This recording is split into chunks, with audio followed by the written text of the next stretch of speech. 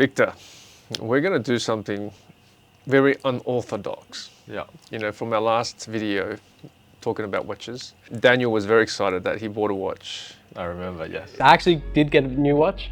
So I recently hit my 2 years at TGL. Oh, gee, did I say congratulations? It was just last week. So I'm thinking, why do you still have a job here? I can bring it in for an unboxing. I look forward to it because I'm very, very intrigued and curious. Since then, he's got the watch, and I've had a bit of time with it.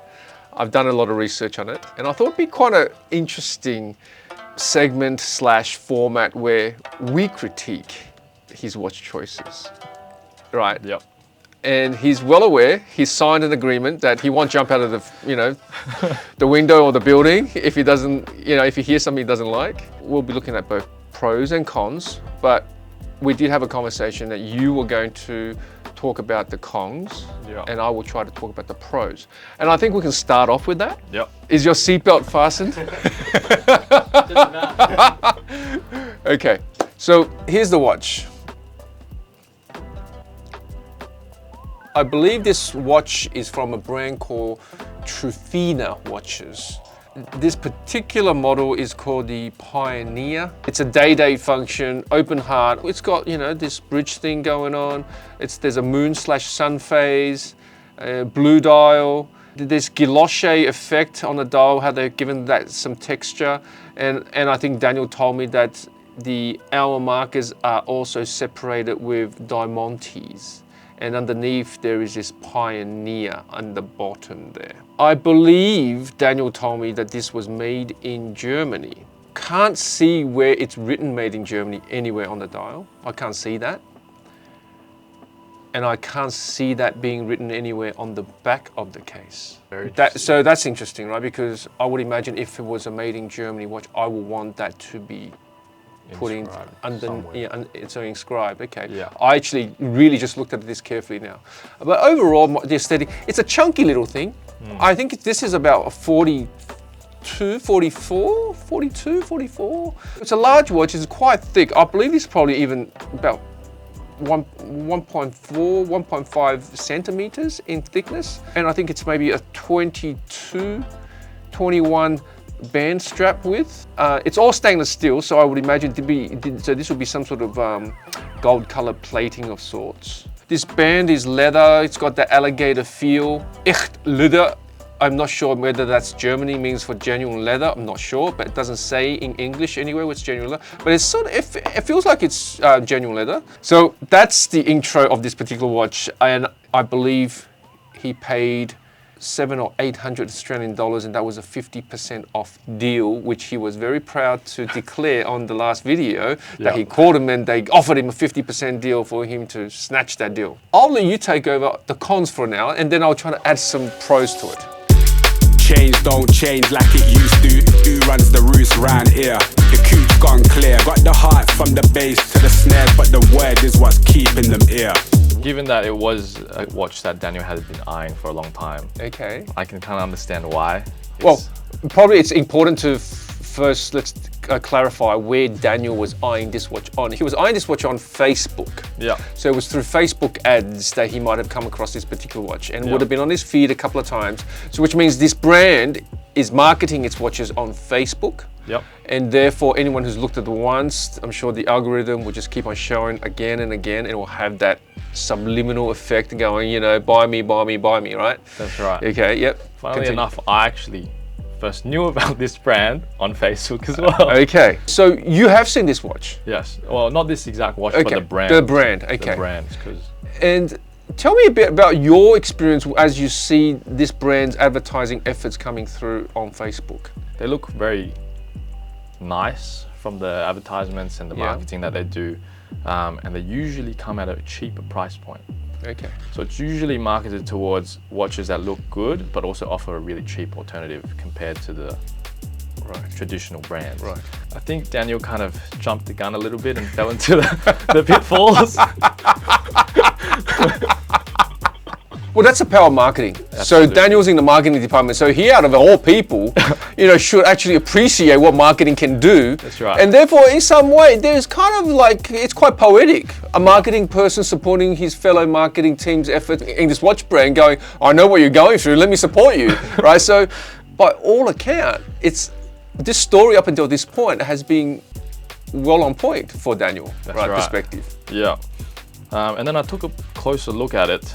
I think the first thing that I noticed was the glass face. Okay. To me, it doesn't look that clear. Maybe the glass quality isn't the best. So by advertising, it's saying sapphire, okay? Yeah. So, okay, well, I mean, we can have those pens or something that can actually detect the metals and what it is. I mean, the surface or what type of glass it is. Well, we don't have that tool here. Okay, so you're a bit iffy on the glass. Yeah. Okay. And then I think the whole kind of build itself, even just feeling the case, my initial thoughts was that it was plastic. You felt it was, but it's stainless steel. Yeah. Okay, why did you say it felt plastic? Initial hunch. Initial hunch, okay. Hunch just on touching it. Right. There is a bit of weight to it, but that could just be like the inside. So right. If there was stainless steel, I'm guessing that it's a very thin layer. Well, stainless steel isn't heavy, and I guess it's a chunky watch. I'd probably say it is all steel. It's just the way the texture is designed and the contours when we touch it that I can see how it may elude to feel it doesn't feel metally. Yeah. Because there is this grading, sort of this like frilled look to it. There is a bit of gap to it, and so therefore when we touch it, we don't feel as even as the metal part. So we go, oh, this doesn't feel like metal, right? So it could be that. So see, me being pros coming out now, okay? We all agree Daniel is probably one of the nicest guys in the business. Yeah. Right, everyone loves Daniel.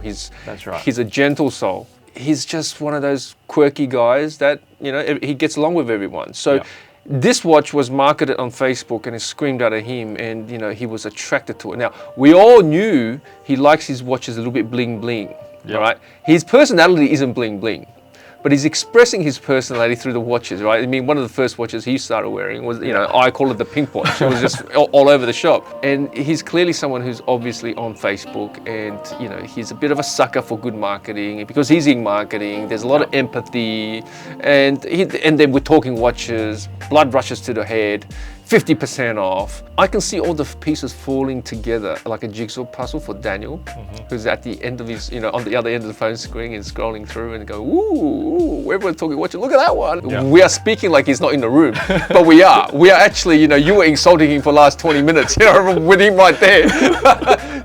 So Daniel, why don't you tell us, what was the occasion for this watch? Yeah, so I'm new to watches, so I guess I don't know too many brands from other brands, like even micro brands is something that I'm relatively new to. This one caught my eye at least a year ago. So it's something that I always kept an eye on. Like you said, showing up on Facebook and stuff. Yep. I didn't jump the gun at first. In fact, I kept looking at it. It was the watch that I wanted for probably about 6 months or so. It went off sale. I was like, okay, that boat left. But then I hit the 2-year mark and I was like, look, I want to buy a watch today. I looked back just in case it was on sale. It wasn't on sale. I was like, look, I'll message them, see my chances. They said you can buy it. I was like, sweet, done. Okay. So I think a little bit of naivety, and then jumping the gun at the end due to the occasion, I guess. Right. Yeah. So now this is going to make our conversation even harder now, Victor, because he's bought it for his 2 years anniversary of TGL. Yep. If the story stopped there, as far as I'm concerned, and as far as Daniel's concerned, if he lived in the world just on his own, he's a winner, right? Yep. Because that is the true story. That is a true story according to Daniel. And how can you fault that? I can't fault that. It's his decision. Yeah. He's chosen a watch he liked. He went and reached out, got a discount, which technically speaking, if he didn't ask for it, he was going to buy it. Yeah. It would have cost him twice as much. That's right. The fact that he did, he got 50% off. If you look at it from that side of the coin, he's actually come off 50% better, because if he got a little bit more hotter in the head, he would have paid full sticker. Yeah. I have a responsibility to all you good folks. Daniel, yourself, you're with me. I care for you guys because you guys work your ass off. You know, your dollar isn't easily earned. I can assure you of that. It's hard work, it's hard slog. And then I feel responsible because I'm talking about watches. All of you guys are getting into watches. And then I need to make sure then, you know, almost like this watch parent, I want to make sure you guys are making the right decisions. But how many parents out there can say, regardless of what they have said to their kids have always made the right decision? Then no one can say that. Yeah. And I think this is one of these cases. And I think instead of looking at this from a very pessimistic standpoint, we can turn this into a very optimistic viewpoint. Regardless of what our personal opinions on this particular watch, by us talking about it, we're giving this watch more texture, Yeah. more grittiness for all of us, and especially Daniel to hold on to, right? After this conversation, even though if we're talking negative crap about it, this watch is going to have a lot of memories for him that he will never forget, That's true. right? Yep. Now, he could have gone and got something very safe. We would look at it and go, oh, nice, yeah. Whereas he's gone and got this, by no means cheap, I must say. It was very expensive. Even at 50% off, it's very expensive. And that has to be set from the outset, black and white. It's a very expensive watch. Yep. How much is the understanding of perspective worth? That's priceless, That's it. right? That's my initial thoughts on the pros of this particular watch. Yeah. Okay. I definitely agree with you and Daniel's story. I think, you know, if we take away the objectiveness to things and you look at it based on, you know, you add into the people element, there's nothing we can fault Daniel on this. And it really is a beautiful watch because at the end of the day, it's what Daniel likes. That's right. That's what you got to spend your money on. Because if you buy something you don't like, That's right. right, then you're wasting your money always. That's right. Firstly, when you buy any watch, the watch needs to be very upfront and clear with the movement they are using. Some watch will start putting their own references on the watch movement model and so forth. If there's no, if it's a smaller brand, micro brand, there's no chance they'll be making their own movement. There's no chance, okay? It means that movement came from somewhere. And if they don't put it as a Seiko, a Salita, or a, ETA, any of the usual suspects, even a lot of Chinese have their, off-the-shelf movements, right? If they don't put that, they put their own, research that particular part, Google it, and see what it is actually. And usually through that search, you can already work out what the movement is.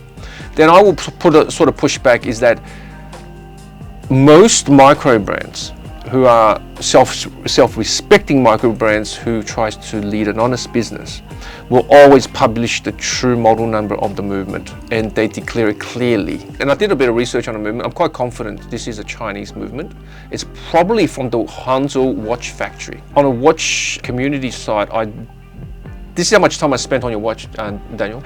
I'm even invested in your watch now. There was a discussion of this particular movement where credit to Tufina was actually trying to answer someone's question about what this movement was. And it was a very simple question. And Tufina gave an answer this long. Knowing how to negotiate and stuff like that, when someone asks you a very simple question, your answer is this long, you've got something to hide. Okay? But they went through it and they were saying, oh, hopefully by this lengthy response, we've answered your question. In fact, did it, because the more you answer, the more question becomes. So the person followed up, and then they declared that this particular movement was another brand. I forget what it was called. It was starting with the E, Eclipse or some type of movement. And they declared the movement was from them, and it was a collaboration in-house and all that. Unlucky for Tufina, this particular movement maker happens to be on the same watch community boards and saw the post, and they made their official statement. Oh. And we all know what the statement was, right? Which is, no, we don't recognize any of this, so forth. So I don't like about that. Yeah. The reality is that the fact that Tufina have put an open case back for people to see the movement. Any watch person who dabbles in watches, who knows a little bit about movements, should already know, okay, yep, this looks like a Chinese movement, right? Yeah. The fact that they will put this with a case back and still don't fess up to the actual movement number, it means that the market isn't for your average watch person. It's for someone who is just getting into watches, who doesn't know, who just sees the case back, look at the movement, goes, look at that, it's very pretty. So taking that whole package of what it is, if I was the first time into an automatic watch, I'll pick this up, I go, wow, I can see the movement from the front, I can see the movement from the back, and I can understand how the watch movement works. Great. Yeah. Now, if I was Tufina, just let it be that. Don't overblown your claims, right? Just tell the story what it is. Probably you may have to reduce your price a little bit more. Yeah. I would give Tufina a lot more respect had they done that. The fact that they have gone through such lengths of covering up, misleading, and then still claim to be made in Germany, I think then they sort of crossed the line with me a bit. Yeah. It's like, you made, look, it's working, it's a Chinese movement, nothing wrong with Chinese movement, they work, it's a great looking watch, Daniel loves it. The actual piece itself, it's a working timepiece, it's an automatic watch. And I feel that if Tufina would have the decency of just stepping up to recognize what it is and then put a better price point and sell their story in a more positive manner, they can probably get a lot more traction and followers. I don't like the way they market it because I think they are sending the wrong message and they are blatantly misleading people. Okay? Yeah. And they're only doing that to try to justify the price. And final parting word, no self-respecting watch brands will ever openly reduce their price for 50%.